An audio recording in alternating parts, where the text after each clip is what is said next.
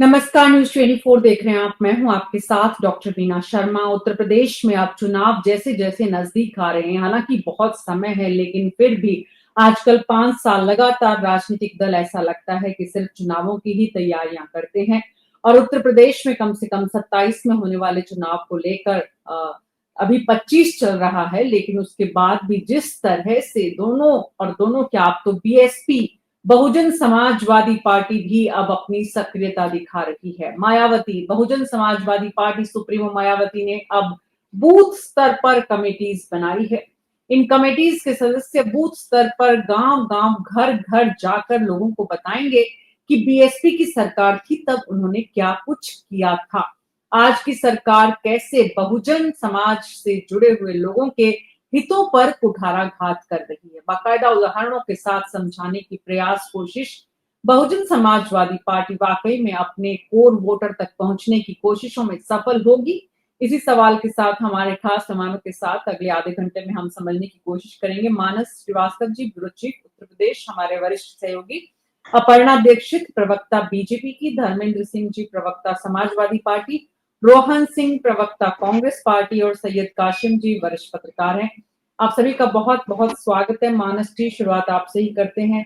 दरअसल उत्तर काल में हम तमाम उन पहलुओं को समझने की, उन सवालों के जवाब ढूंढने की कोशिश करते हैं जो समाज में ज्वलंत है। संगठन स्तर पर मायावती की कोशिश 2027 में कितनी कामयाब होगी? यूपी में दलित वोटर्स को एकजुट करने का प्रयास कितना सफल हो पाएगा? संगठन स्तर पर मायावती की ये कोशिश रंग लाएगी? मानस श्रीवास्तव जी। देखिए, कोशिश कितनी कामयाब होगी ये इस बात पर निर्भर करेगा कि संगठन कितना मजबूत है और कितनी शिद्दत से इस अभियान को चलाया गया। चूंकि 2014 से पहले जब उत्तर प्रदेश में दलित वोट बैंक एकजुट होकर के मायावती को वोट करता था, उस वक्त जब प्रधानमंत्री के तौर पर नरेंद्र मोदी की ताजपोशी के लिए एक तरीके से ऐलान कर दिया गया था, उस वक्त राष्ट्रीय स्वयंसेवक संघ उत्तर प्रदेश के तमाम जनपदों में जाकर के एक कार्यक्रम चला रहा था, जिसमें दलितों के साथ भोज करने का कार्यक्रम था, उनके साथ उनके घरों में जाकर के एक रात गुजारने का कार्यक्रम था और उस कार्यक्रम का इतना असर हुआ कि बाकी दूसरे सियासी दलों को भी इसमें उतरना पड़ा। लेकिन उस वक्त तक मायावती का मिजाज अलग था। उस वक्त वो समझती थी कि जो दलित वोट बैंक है वो उनकी जागीर है और जिस तरीके से उनको फील्ड में उतरना चाहिए, जिस तरीके से उनको मैदान में निकल करके काम करना चाहिए था, उस तरीके से शायद उन्होंने काम नहीं किया। और 2007 के बाद से तो मायावती का आम जनता से और खास तौर से अपने इस मूल वोट बैंक से जो एक जुड़ाव था, वो एक तरीके से खत्म होता चला गया और मायावती की जो भूमिका थी, वो एक दूसरे तरीके से हो गई, जिसमें वो एक शासक के तौर पर नजर आती थी और उनका जमीनी स्तर पर उनका कोई बहुत ज्यादा उनकी कोई भूमिका नहीं थी, सियासी भूमिका नहीं थी। आसपास के जो लोग थे वो तमाम घोटालों में लिप्त थे और जो अफसरशाही थी वो उस समय पूरी तरीके से हावी थी और यही वजह थी कि मायावती का ग्राफ धीरे धीरे गिरता गया और 2012 में समाजवादी पार्टी की सरकार और उसके बाद 2014 में जिस तरीके से दलित वोट बैंक खिसक करके पहली बार भारतीय जनता पार्टी के साथ जुड़ा, दरअसल मायावती ने उसको बेचैन किया।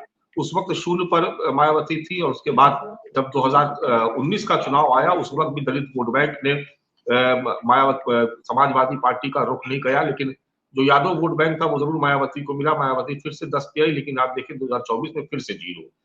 और जो विधानसभा चुनाव के जो परिणाम आए उसमें भी मायावती लगातार शून्य पर। अगर एक विधायक जो उमाशंकर सिंह वो निर्दलीय जीत के भी आ सकते हैं, तो उनकी बहुत गिनती नहीं की जानी चाहिए बसपा के खाते में। तो इस पूरे परिदृश्य को देखें तो मायावती ये सोचने में मजबूर हुई कि आखिर उनकी ये स्थिति क्यों बनी। एक समय में उनको देश का भावी प्रधानमंत्री के तौर पर देखा जा रहा था और अचानक से स्थिति ये हो गई कि वो उनके लिए अपना जो कोर वोट बैंक था उसको भी बचाना मुश्किल हो गया। 2024 के जो नतीजे आए उसने उनको काफी विचलित किया और उसके बाद से रणनीति तय हुई कि काशीराम के फार्मूले पर लौटा जाए। जो बूथ कमेटियां हैं, सेक्टर कमेटियां हैं, उनका गठन इस लिहाज से इस तरीके से किया जाए कि उसमें दलितों की, अति दलितों, अति पिछड़ों की भागीदारी इसको सुनिश्चित किया जाए। अब साथ ही साथ चूंकि लगातार एक रस्साकशी चल रही है भारतीय जनता पार्टी, समाजवादी पार्टी और कांग्रेस के बीच 2024 के नतीजों के बाद से कि दलित वोट बैंक किसके साथ जाएगा, ये एक बहुत बड़ा सवाल है और इसको लेकर के मायावती भी खासी बेचैन है। आकाश आनंद की वापसी को भी इसी लिहाज से देखा जाना चाहिए। अब हम बात करते हैं कि आखिर मायावती की रणनीति है क्या।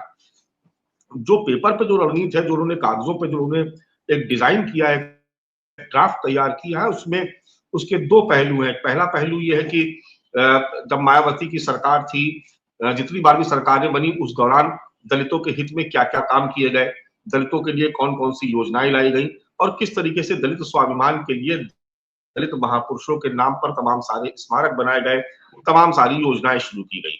लेकिन अगर उसके बाद का कार्यकाल देखें तो उसमें एक लिस्ट दूसरी तैयार हो रही है जिसमें बिंदुवार तमाम तथ्यों को रखा गया है कि कैसे बैकलॉग को पूरा नहीं किया गया, जो दलित बिरादरी के लोग थे उनकी जो भर्तियों का जो बैकलॉग था उसको पूरा नहीं किया गया। उसको लेकर के तमाम तरीके के आरोप लगते रहे, समाजवादी पार्टी पर भी, भारतीय जनता पार्टी की पुरानी सरकार पर भी और जो बाद में बनी उस पर भी। दूसरा एक अहम विषय है वो ये है कि जो दलितों का जो प्रमोशन का जो था कि प्रमोशन में आरक्षण दिया जाएगा, उस फैसले को लेकर के कंट्रोवर्सी हुई। उसके बाद उस फैसले को रोका गया। जो अधिकारी प्रमोट हो चुके थे उनको डिमोट किया गया। तमाम सारे राज्य जो मायावती ने अपने शासनकाल में दलित महापुरुषों के नाम पर रखे थे, तमाम चिकित्सीय संस्थान जो दलित महापुरुषों के नाम पर रखे गए थे उनको कैसे वापस किया गया, उन फैसलों को कैसे पलटा गया। जैसे उदाहरण के तौर पर हम लखनऊ का किंग जॉर्ज मेडिकल कॉलेज लेके, जो मेडिकल यूनिवर्सिटी है उसका नाम मायावती छत्रपति शाहू जी महाराज के नाम पर रखा था, लेकिन चूंकि वहां से एक विरोध का स्वर उठा, जो केजीएमयू के जो पुराने जो छात्र थे अलग अलग देश में वो प्रैक्टिस कर रहे थे, आप इस पेशे में थे, उनकी तरफ से आवाज उठी, उसके बाद उस फैसले को पलटा गया। तो ये दो तथ्य हैं, दो बिंदु हैं, दो पर्चे बने हैं और इनको लेकर के ये कहा गया है कि आप दलितों के बस्तियों में जाइए, बस्तियों में जाइए, हर दरवाजे पे दस्तक दीजिए और उनको दो पर्चे पकड़ाइए। एक पर्चा जिसमें मायावती की सरकार के काम जो किए गए उसके बारे में बताया जाए और दूसरा वो कि जब जब वो सरकार में नहीं रही तो कैसे दलितों का अपमान किया गया, अत्याचार किया गया, महापुरुषों का नाम मिटाया गया, इसके बारे में बताइए। अब जी ये एक बहुत अच्छा मूवमेंट हो सकता है, लेकिन कारगर साबित होगा। मानस जी मैं आपके पास वापस आऊं। दोनों प्रवक्ता हमारे साथ धर्मेंद्र कुमार सिंह और अपर्णा दीक्षित जुड़ गए हैं। धर्मेंद्र कुमार सिंह जी, जैसा कि मानस जी ने बताया 2007 से 2025 लगभग 18 साल किसी भी पार्टी के लिए गिरावट और उठाव दोनों के लिए ही बहुत इंपॉर्टेंट होते हैं। धर्मेंद्र जी, 18 साल बाद कमबैक करना कितना आसान है, कितना मुश्किल है? दोनों तरफ रास्ते जो हैं, जिस तरह से मायावती अब जो जुटी हैं वापस कोशिशों में। पंखा बंद करो, आवाज नहीं आ रही। धर्मेंद्र कुमार सिंह जी। जी जी, आवाज बहुत स्लो आ रही है आपकी। धर्मेंद्र जी, मेरा सवाल ये है कि 18 साल से मायावती हाशिए पर है, कितना चुनौतीपूर्ण है अब उनके लिए वापसी करना? जी जी, देखिए बहन जी, आवाज जा रही है हमारी? हेलो जी, सुन पा रहे हैं आपको, बिल्कुल सुन पा रहे हैं।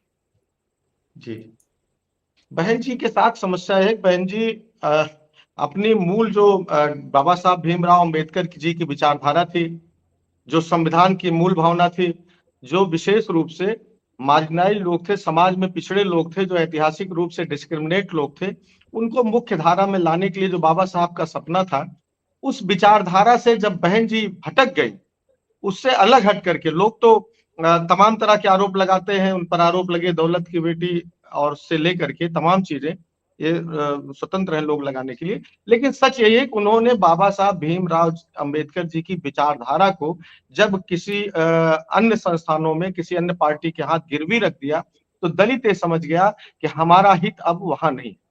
और दूसरी तरफ समाजवादी पार्टी ने कलकत्ता के अपने अधिवेशन में संविधान संशोधन किया और उसके द्वारा समाजवादी पार्टी के संविधान में हमने अंबेडकर वाहिनी का गठन किया। और तब से लगातार हम दलितों की जो मूल जरूरतें हैं, सामाजिक जो उनको जो पिछड़ापन के शिकार लोग हैं, और उनको बाबा साहब की नीतियों और विचारधाराओं को लेकर के आगे बढ़ रहे हैं और पीडीए पंचायत के माध्यम से जनता के बीच में है। और बड़ी संख्या में दलित हो, पिछड़ा हो, मार्जिनाइज लोग हों, समाज के अन्य चिंता करने वाले वर्ग हों, वो लोग हमारे साथ रहे, जिसका परिणाम 24 में दिखा भी, और आगे भी हम लोग मेहनत कर रहे हैं। ये चीज तो क्लियर हो चुकी है, विशेष रूप से पिछड़ों में, दलितों में, अल्पसंख्यकों में जो कमजोर तबका है, कि वर्तमान परिदृश्य में, वर्तमान समय में जो बाबा साहब भीमराव अंबेडकर जी के विचारों पर व देश के संविधान पर संकट के बादल छाए हैं, उसको यदि कोई काट सकता है, किसके साथ रहने पर कट सकता है, तो उसमें कोई दो राय नहीं है कि अखिलेश यादव जी हैं और इंडिया गठबंधन है।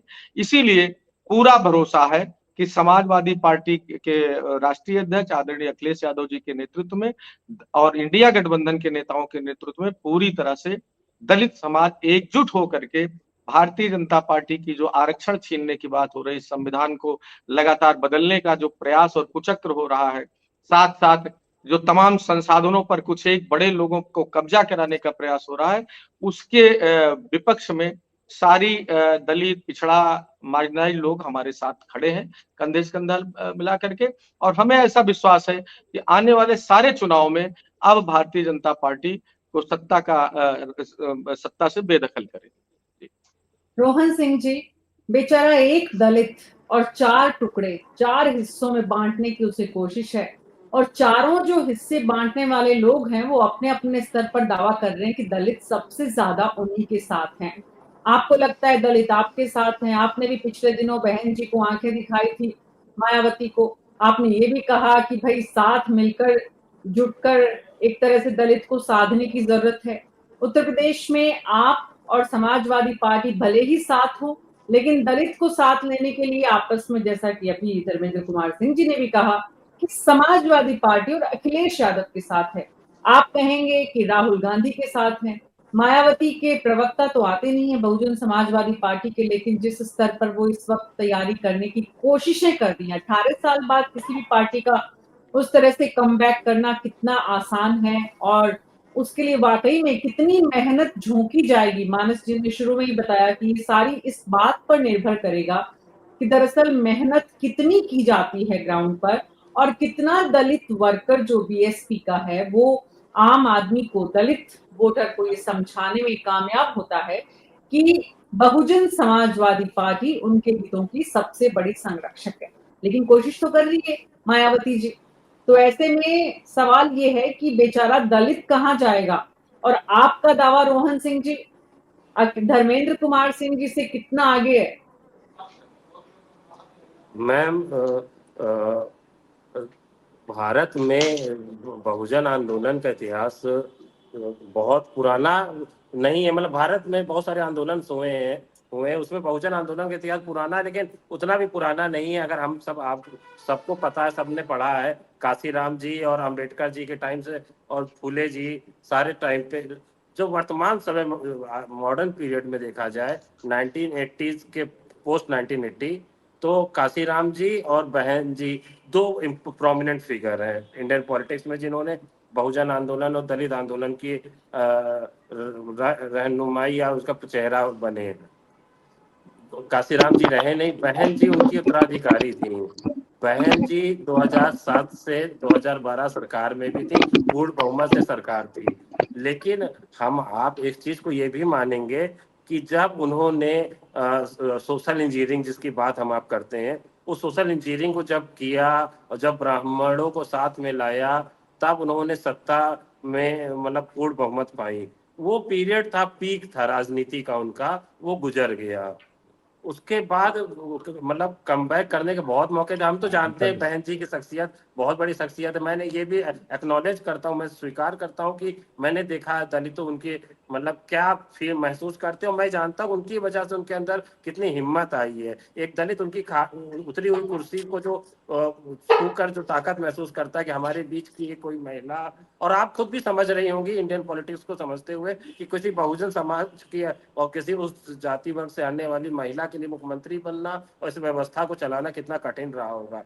पर जब बहन जी ने इस उम्मीद को जगाया उन लोगों को जो नौकरी पेशा में भी थे और जो संघर्ष कर रहे थे जीवन में, पिछड़े भारत में हमेशा डिस्क्रिमिनेशन, जो जातिगत भेदभाव है वो कम भी हो रहा है, लेकिन वो आज भी है। लेकिन जो बहुजन आंदोलन के समय में आज से 30 साल पहले स्थिति थी, ये CSDS वाले भी मानते हैं और जो लोग सोशल स्टडीज करते हैं उनका भी मानना है कि ये जो बहुजन आइडेंटिटी है ये दोबारा पीक पकड़ी है 2018 में। ये जो 2019 का चुनाव था, लोक नीति का इस पे मतलब रिपोर्ट है, मैं आप लोग को कभी साझा करूंगा।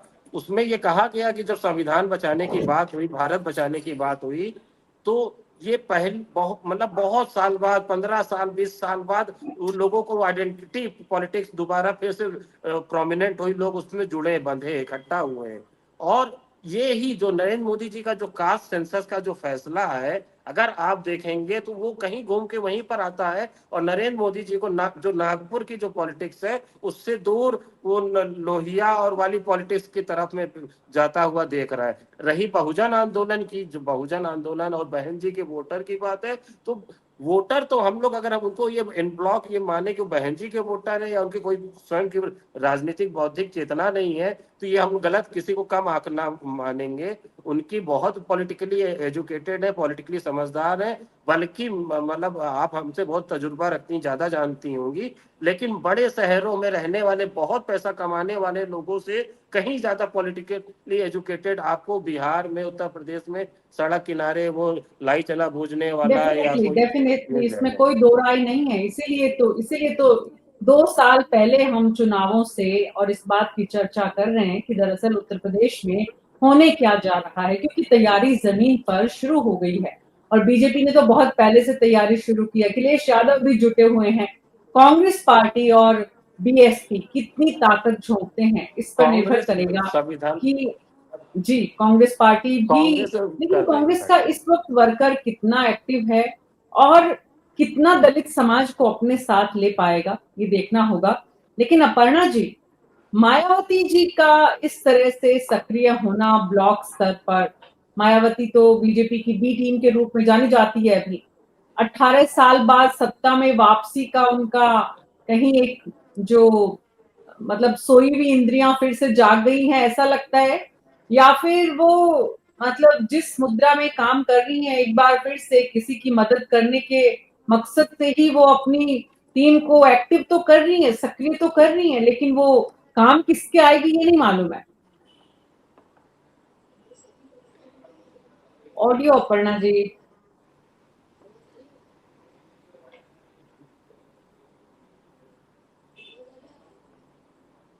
अपर्णा जी के ऑडियो में कुछ तकनीकी इश्यू है, टीम प्लीज रिजॉल्व करें। धर्मेंद्र कुमार सिंह जी, मैं आपके पास वापस आऊंगी जब तक अपर्णा जी का, शायद उन्होंने ईयरफोन में कुछ हाँ जी बोले अपर्णा जी। हो सकता है कुछ डिस्टरबेंस हो, चूंकि मैंने ईयरबड्स लगाए थे तो उसमें आवाज नहीं आ रही।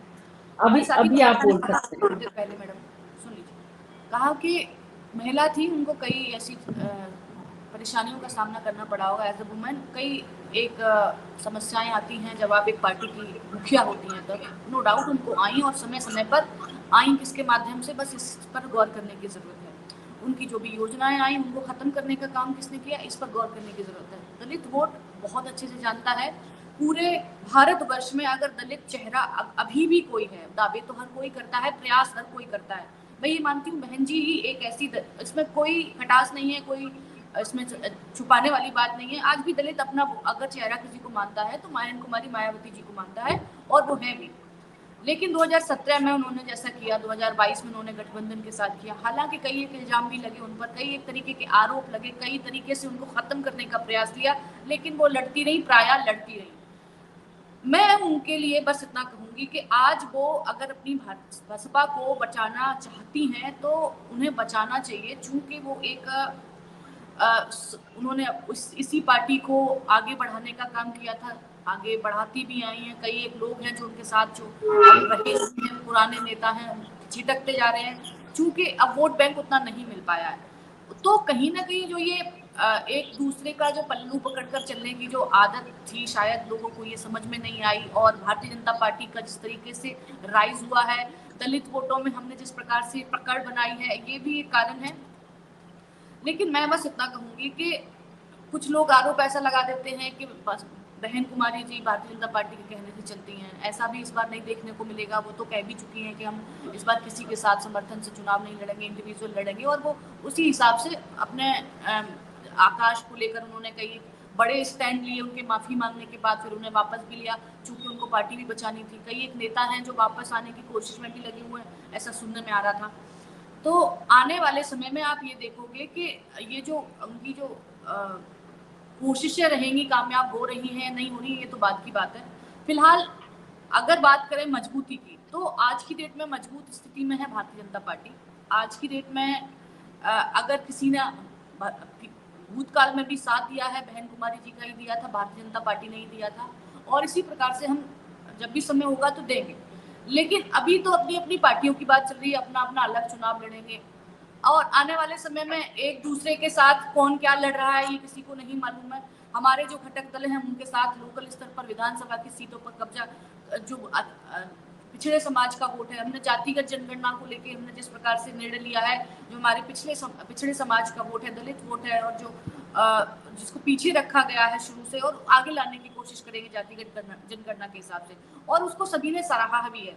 तो मैं ये मानती हूँ कि ये मुद्दा हमारे लिए काफी अहम साबित होगा, और ये जो दलित तो पिछड़े समाज के जो लोग हैं, वंचित समाज के लोग हैं, इनके मन में प्रभाव डालेगा कि उनकी भी, उनके समाज से निकाले गए नेताओं को हमने शीघ्रता से आगे रखा, और हम अति शीघ्रता से जो भी जातियों के हिसाब से जनगणना आएगी लिस्ट बनाई है मायावती ने, लिस्ट बनाई है बीएसपी सुप्रीमो ने कि उनके बनाए हुए कौन कौन से जिलों के नाम आपने बदले, कौन कौन से फैसलों को वापस लिया, दलितों के हितों की कैसे अवहेलना की। और ये जो लिस्ट है वो सिलसिलेवार तरीके से जो दलित बीएसपी का जो वर्कर है वो घर घर जाकर लोगों को बताने वाला है, दलित समाज को। सैयद कासिम साहब हमारे साथ जुड़ गए। कासिम जी, सवाल ये है कि दलित को बांटने का प्रयास चौतरफा चल रहा है, 4 भागों में बंटता सीधे सीधे आपको दिख रहा है। मायावती उस 4 हिस्सों में उसे बंटने से रोकने में कितनी सफल हो पाएगी? बहुत शुक्रिया मीनू जी, सॉरी रास्ते में था, देर हो गई मुझे आने में। असल में ऐसा है कि ये 4 जगहों पे बंटने वाले की जो बात है उसमें एक चीज ये भी देखना होगा कि दलितों की जातियां कितनी हैं। दलितों में सबसे ज्यादा आबादी, सबसे ज्यादा जागरूकता अगर किसी बिरादरी में तो जाटो बिरादरी। दूसरे नंबर पे आता है पासी समाज, तीसरे नंबर पे आता है आपका अनुसूचित जात में कोरी और खटिक, और उसके बाद आता है वाल्मीकि, खटिक और आपके ये जो बिरादरियां हैं धोबी, ये सारी बिरादरियां भारतीय जनता पार्टी के साथ रही हैं पहले भी। जनसंघ के समय से आप देखिए तो खटिक आपको भारतीय जनता पार्टी, जिसे सोनकर कहते हैं, खटिक आपको भारतीय जनता पार्टी में बड़ी संख्या में मिलेगा, मतलब 80% से ज्यादा, बल्कि 90 के आसपास। और इसी तरह से वाल्मीकि में भी है, तो बीजेपी के साथ रहा। बहुजन समाज पार्टी के साथ मजबूती से जो बिरादरी खड़ी थी शुरुआत से, जब बसपा बनी तो वो थी जाटो। लेकिन जब सरकारें बनने लगी तो जाटों के साथ कोरी, पासी बिरादरी की कुछ 25-30% वोट, और इस तरह से इनके साथ आने लगा। वर्तमान स्थिति में बहुजन समाज पार्टी कमजोर हुई, कमजोर होते होते 17 में तो दोनों का, समाजवादी पार्टी और बहुजन समाज पार्टी का वोट प्रतिशत बराबर था। 19 में भी दोनों का वोट प्रतिशत बराबर था। 22 से ये हुआ कि बहुजन समाज पार्टी का वोट कम हुआ, लेकिन वोट जितना था उनके पास वो आसपास जाटो बिरादरी का जो वोट है उत्तर प्रदेश में उसके आसपास था। फिर हमने देखा 2000 इस वाले चुनाव में, 24 के चुनाव में वोट कम हुआ, लेकिन उसके आसपास है, जैसे 13%, 13.5% जाटो है, तो 11-12% के आसपास अभी भी मायावती खेल रही, इतनी बुरी स्थिति होने के बाद भी। मुझे लगता है कि भारतीय जनता पार्टी के अलावा समाजवादी पार्टी ने इस चुनाव में, जो 24 का लोकसभा चुनाव गया है, इसमें पासियों में ठीक ठाक सेंध लगाई है। आर के चौधरी सांसद हो गए, अवधेश प्रसाद सांसद हो गए, इंजी सरोज का बेटा सांसद हो गया, फिर वहां पे लालगंज से भी सांसद का सोनकर बिरादरी का हो गया। तो पासी में समाजवादी पार्टी की, मतलब इसे कहिए कि सेंध मारी हुई है ठीक ठाक। लेकिन वो डिपेंड करता है कि कैंडिडेट, जैसे इंजी सरोज बसपा के प्रदेश अध्यक्ष थे, बड़े कद्दावर नेता थे, वो गए, उनका बेटा लड़ा, उनके साथ वोट आया। इसी तरह आर के चौधरी बहुजन समाज पार्टी के बहुत बड़े नेता हुआ करते थे, उनकी वजह से आया। अवधेश प्रसाद स्टैब्लिश पासी नेता है, समाजवादी पार्टी जब लोकदल हुआ करता था, जनता पार्टी हुआ करती थी, 1977 में वो मंत्री हुआ करते थे, इतने पुराने लीडर हैं, तो उनके साथ आया। लेकिन एक होता है कि कैंडिडेट के साथ जाना, एक होता है पार्टी के साथ जाना। तो मैं फिलहाल पार्टी के साथ जाने वाले अनुसूचित जाति के वोटर्स में, या बहुजन समाज पार्टी के साथ बड़ी संख्या में, और या फिर भारतीय जनता पार्टी के साथ सोनकर, वाल्मीकि, इस तरह के समाज के लोग पार्टी के हिसाब से, निशान के हिसाब से, कमल निशान पर वोट वो करते हैं, हाथी निशान पे वो करता है। ये सच है कि मायावती की निष्क्रियता से, मायावती की पार्टी में सारे लोग पार्टी छोड़ छोड़ के जाते रहे, बड़े बड़े नेता समाजवादी पार्टी में पहुंच गए, कुछ भारतीय जनता पार्टी में ठीक ठाक जगह पे एडजस्ट हो गए, ऐसे में उनकी कमजोरी आई थी। लड़ना भी छोड़ दिया था उन्होंने, बिल्कुल आप उनको देखिए एक्टिवनेस नहीं थी। लेकिन इधर मैं देख रहा हूँ, जो मेरा बसपा में जितनी मेरी जानकारी है, पिछले 5 महीनों में बहुजन समाज पार्टी ने बहुत तेजी से परिवर्तन करने शुरू किए हैं। संगठन के ढांचे में परिवर्तन है। बसपा पे एक जो आरोप लगता था कि पार्टियों में शामिल होने वालों को मिलाया नहीं जाता मायावती से, उस पे परिवर्तन है। आकाश आनंद की वापसी हुई है और वापसी ही नहीं हुई है। मेरे पास जो इनपुट है उसके हिसाब से आकाश आनंद को उत्तर प्रदेश की बड़ी जिम्मेदारी मिलेगी और आकाश आनंद मंडल की समीक्षा भी कर सकते हैं, मंडलों में रैली भी कर सकते हैं उत्तर प्रदेश में। तो जो युवा है, उन युवाओं में आकाश आनंद के जरिए मायावती पैठ करना चाहते हैं। अब ये 27 से पहले कितनी सफलता मिलेगी यह तो समय बताएगा, लेकिन मैं ये बात बड़ी जिम्मेदारी से मीनू जी कह सकता हूँ कि अनुसूचित जात का एक बड़ा वोट आज भी मायावती को अपना लीडर मानता है। मायावती को बुरा भला इसीलिए तो नहीं कहता। किसी भी सियासी पार्टी का कोई भी नेता मायावती पे टिप्पणी नहीं करता। वजह यह है कि जो मायावती को वोट नहीं भी दे रहा है, मायावती पे टिप्पणी करने के बाद उससे नाराज हो जाता है, मायावती पे टिप्पणी करने के बाद उससे खफा हो जाता है। तो ये मायावती की यूएसपी है, मायावती की ताकत है। अभी भी शेड्यूल कास्ट में मायावती के कद का नेता नहीं है। वोट कहीं इधर उधर विधानसभाओं के हिसाब से, लोकसभा के हिसाब से, कैंडिडेट के हिसाब से गया हो, ये अलग कहानी है। लेकिन लड़ती हुई मायावती उन वोटर्स में को वापस लाने में सक्षम है। ऐसा मैंने पिछले 91 से बसपा को मैं देख रहा हूँ, 91 से अब तक में देखा है। मीनू जी जी, बहुत इंपॉर्टेंट बात। एक तो ये कि दलित समाज में आज भी मायावती के कद का उत्तर प्रदेश में कोई दूसरा, बल्कि देश में भी उतना बड़ा चेहरा नहीं है जो अपने आप को दलित मसीहा या दलित नेता या दलित का हितों का साधने वाला कह सके। और दूसरी बात ये धर्मेंद्र कुमार सिंह जी की, अगर मायावती चाहे तो आज भी उस वोटर को अपने कद से और समाज में अपनी पैठ से वापस अपने साथ ला सकती है। कासिम साहब को अगर ये लगता है तो उत्तर प्रदेश की जनता इस बात को बखूबी जानती है। तो एक बड़ा चैलेंज, एक बड़ा डर खड़ा कर दिया है मायावती ने ये कहकर कि वो ब्लॉक स्तर पर अपने अधिकारियों को कमेटीज बनाकर अपने वर्कर को, माफ कीजिए अधिकारियों को नहीं, अपने वर्कर को, अपने जो पार्टी का कैडर है उसमें अगर जान फूंकने की कोशिश भर भी अगर कर रही है तो नींद उड़ा दी है समाजवादियों की। धर्मेंद्र कुमार जी देखिए मीना जी, राजनीतिक दल है, किसी भी राजनीतिक दल को अपनी नीतियां बनाने का, अपने वर्कर से काम लेने का अधिकार हो। बहन जी कर रहे हैं, उसका स्वागत है। और मैं हमारे साथी से भी कोई कंट्रोवर्सी नहीं हमें, उनकी जो समीक्षा उन्होंने की। लेकिन एक चीज बहुत ध्यान देने वाली चीज है, राजनीति में विश्वसनीयता अगर एक बार चली गई, क्रेडिबिलिटी, तो उसको वापस लाने में बड़ा लंबा संघर्ष करना, सुन ले तो फिर अब लंबा संघर्ष करना पड़ता है। बहुजन समाज पार्टी की जो बड़ी लीडर है बहन जी, इसमें कोई दो राय नहीं। लेकिन बहन जी, बहुजन समाज पार्टी बनने के पीछे एक लंबा संघर्ष है के बड़े नेताओं का, या एक बड़े पैमाने पर जमीन से जुड़े एक एक व्यक्ति से लेकर के ऊपर तक सब लोगों से मिलने के बाद, वैचारिक रूप से उनको एक साथ लाना, वैचारिक क्रांति क्रिएट करने के बाद उसका परिणाम ये हुआ बहुजन समाज पार्टी एक राजनीतिक दल के रूप में प्रतिष्ठित हुई और सत्ता में आई। अब सवाल उठता है, सत्ता में आने के बाद आपने जो गरीबी, जातिवादी आधार पर जो शोषण था, अन्याय, अत्याचार खत्म करने की दिशा में कितना काम किया, या वर्तमान में जो सरकार है वो दलितों और जो मार्जिनाइज्ड लोग हैं उनकी गरीबी समाप्त करने के दिशा में, जातिवाद के नाम पर शोषण, अन्याय, अत्याचार को समाप्त करने की दिशा में कितना गंभीर या उसकी इच्छा शक्ति है भी या नहीं, सवाल इस पर होता है। जनता अब ये बात इस समय ये विचार कर रही है या सोच रही है, उसके मन में ये बात लगभग घर कर गई है कि ना तो वर्तमान दौर में, मैं फिर बार बार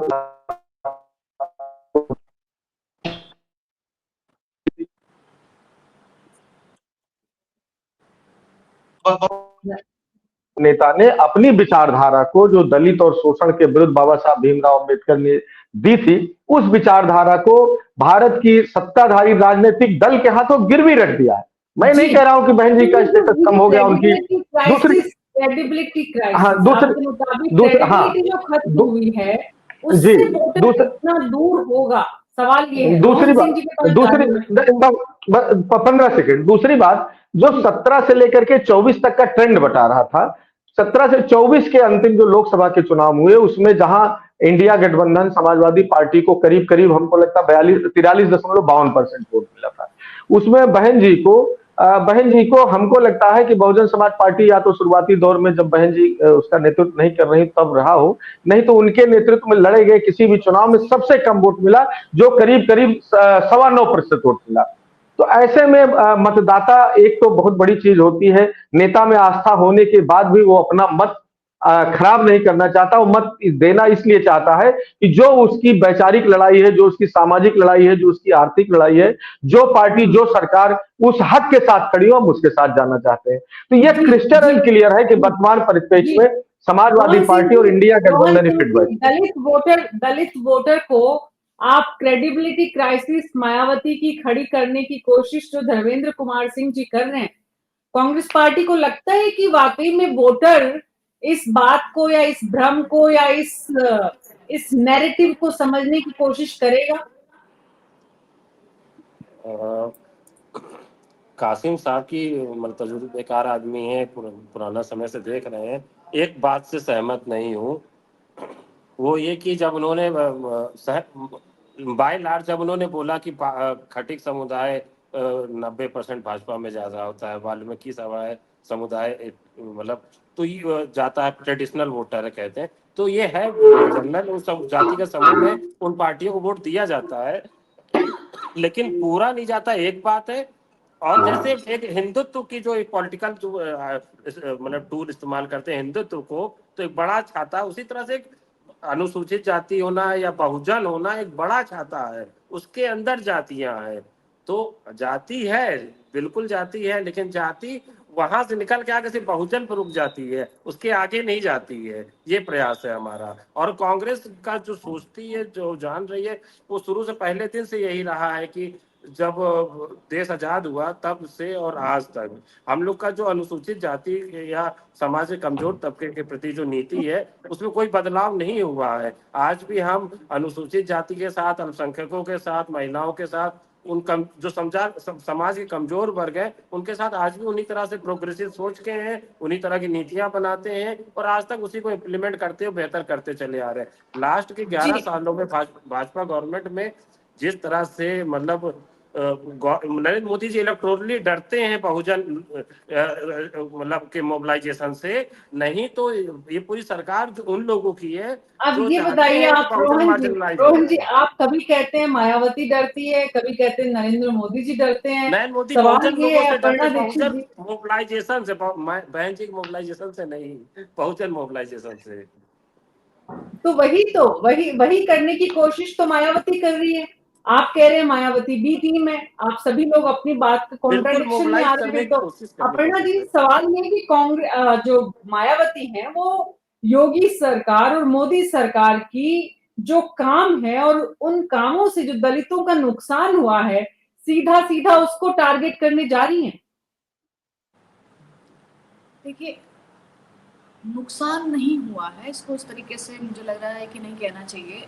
नुकसान जैसी चीज़ अगर कोई भी पार्टी सत्ता में होगी तो अपने ही वोटरों का नुकसान करने का क्या मतलब है। मैं बस ये कह रही हूँ कि अगर अपमान हुआ है दलितों का, जो आज कहते हैं कि हमने उन्हें सर पर सवार करके रखा है, हमने उन्हें सराखों पर बिठा के रखा है, हमने उन्हें समाज को एक ऐसे पुराने तबके से आखिरी लाइन की जो आखिरी व्यक्ति होता है उसको लाकर आगे खड़ा करने का काम किया है, तो इसमें कोई डाउट नहीं महेंद्र कुमारी मायावती जी ने ही किया है पिछड़े समाज के लिए इसमें, और वो मानते भी हैं इस बात को। लेकिन अब दलितों को भी ये लगने लग गया है कि बहन कुमारी मायावती जी को वोट करने से हमारा वोट हारने के पक्ष में जाता है, इसलिए अब वो मोबिलाइज हुए हैं भारतीय जनता पार्टी की तरफ हो या फिर लोकल के जो लोग हैं उनकी तरफ हो, और वो घटक दल हैं जो और भी उनकी तरफ भी हैं। अब इसको लुभावना कैसे बनाया जाता है, लेकिन दलितों को इस बीच में मैडम एक बात जरूर पता थी कि हमारी मायावती बहन कुमारी मायावती जी का अगर किसी ने जघन्य अपराध किया है और उनके साथ दुर्व्यवहार किया है, उनके साथ दुराचार किया था, तो गेस्ट हाउस कांड के बारे में सबको पता है। और नाराज भी समाजवादी पार्टी से इसलिए रहते हैं, जिन लोगों को ये लगता है कि 2024 में दलित वोट हमें मिल गया है समाजवादी पार्टी से, तो खासतौर से मैं ये कहूंगी तो वो किसी और ही एक लंबी लिस्ट है अपर्णा दीक्षित जी, जिसमें साफ जो मायावती ने प्रमोशन में आरक्षण का बिल रोकने, सरकारी भर्तियों में दलितों का बैकलॉग रोकने, प्रमोट हुए अधिकारियों को डिमोट किए जाने, दलित चिंतकों के नाम से बने जिलों और चिकित्सा संस्थानों का नाम बदले जाने जैसे मुद्दे शामिल हैं। सैयद कासिम जी, कितना कारगर हो सकता है, अभी तो भविष्य की गार्ड में है, लेकिन जो आपने बात कही अगर उसको समझा जाए तो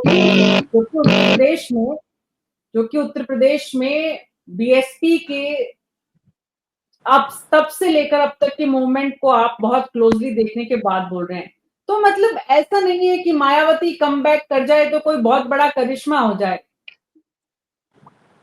मीनू जी, एक चीज तो मैं पहले ये बता दूं कि सियासी लोगों में और बहुजन समाज पार्टी के मूवमेंट और बसपा को समझने वालों में थोड़ा सा फर्क होता है। बहुजन समाज पार्टी की सेहत पे, उनके समर्थकों की सेहत पे इससे फर्क नहीं पड़ता कि कौन जीतता है कौन हारता है, हमारे वोट देने से कौन जीता कौन हारा।